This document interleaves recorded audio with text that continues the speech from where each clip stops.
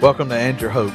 I'm Chris Turner, pastor at Neals Creek Baptist, and I'm joined today by Pastor Mark Howard from Kennebec Baptist and Pastor Rick Gutierrez from Anthem Church. And we're here today to talk about a subject that we know a lot of families in our community deal with, and that's addiction. We know that when you are loving someone in your family, or maybe even one of your friends that's struggling with addiction, there's a lot that goes into that. There's a lot of emotions, a lot of challenges, and one of the most difficult things to do and to navigate your way through is really knowing the difference between how do I love this person, how do I help them, how do I show up for them without enabling and allowing them to continue down this road and not take responsibility or to face the real consequences of the decisions and the actions that they're making. So, Pastor Rick, I'll just let you start the conversation off. How might we go about thinking about the difference between loving someone in a productive way when they're trying to break addiction versus entering to that kind of gray area where we may actually be enabling their behavior? Yeah, like you said, we've gotten this question a lot over the years. And first of all, I think it's fair to say every situation is different. Yeah. So there's no way we can give... There's no cookie cutter answer. No way. It's not a formula. So we kind of have to think in principles here. Yeah. So Good. just general guidelines for how to maybe process how we're feeling or what we're thinking. So how about this? The difference between helping someone or enabling them is the difference between, am I supporting the person or am I supporting the habit?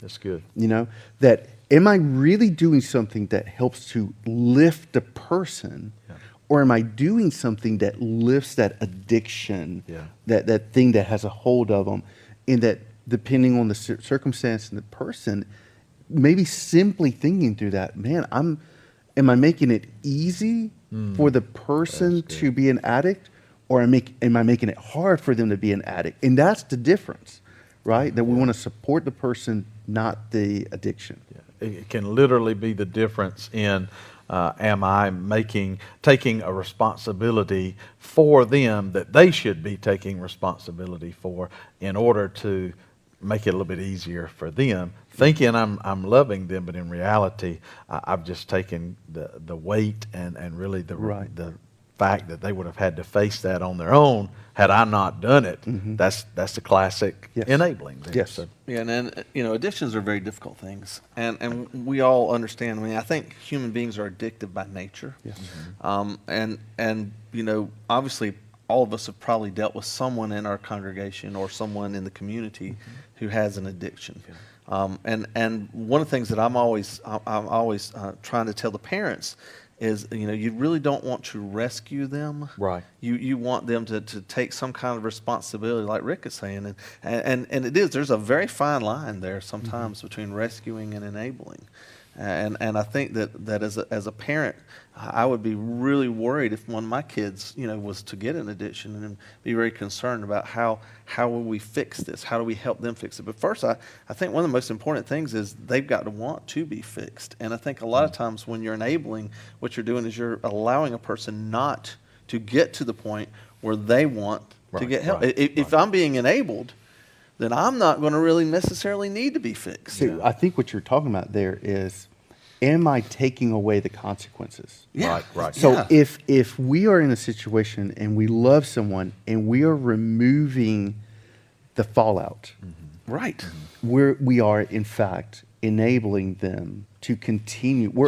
It's almost like making the path easier for them to continue down a destructive path. Yep. Right. Or another way of thinking through it is, am I holding them accountable? Yeah. Which means that there are consequences. Right. I'm supporting them. Right. But the accountability or letting them have consequences means I'm making it out of love, with grace and mercy, that's the key. Yeah. making it as hard as possible for them to continue down that path. But it's called tough love. Yes. And there's a reason it's called tough love. I think it's tough more for the person trying to do the loving. Absolutely, Yeah. because it is. Yeah. It's so difficult, and especially for folks that I've dealt with before when grandkids are involved. And like you have a kid who is addicted, and that kid has kids. Yeah. And you realize, man, if I allow this, if I practice tough love, it's ultimately going to hurt my grandchildren. And what do I do then? And so often I've said, you want to take care of the basics. You make sure your grandkids have clothes. You make sure your grandkids have food. You want to do those things. And I've actually told some of them, and be prepared possibly to even take custody of those grandkids if this kid doesn't straighten themselves out. But if you're going to continue to enable them, you may actually push support an addicted person to the point of even death. Yeah. And so you just have to realize, man, I cannot enable this person, because ultimately it's not helping me. It's not helping them. It's not helping the situation. And no one gets better by being enabled. Yeah, great words of wisdom, guys. I think I have kind of faced this as people have brought this question to me as a pastor. Many times it has come down to a financial component. Really, do I cut off this family member, this relative, this friend, this person I care about financially?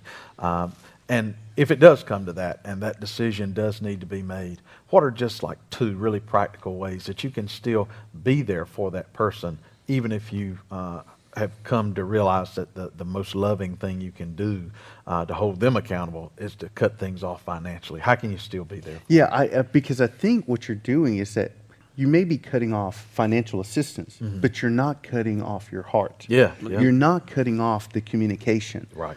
So you're still calling or visiting, checking in. You're still inviting them, please come over to the house, right? Hey, come eat over at dinner with us. Yeah. So that's just it. It's not that we're trying to take a nuclear bomb to the situation. Yeah.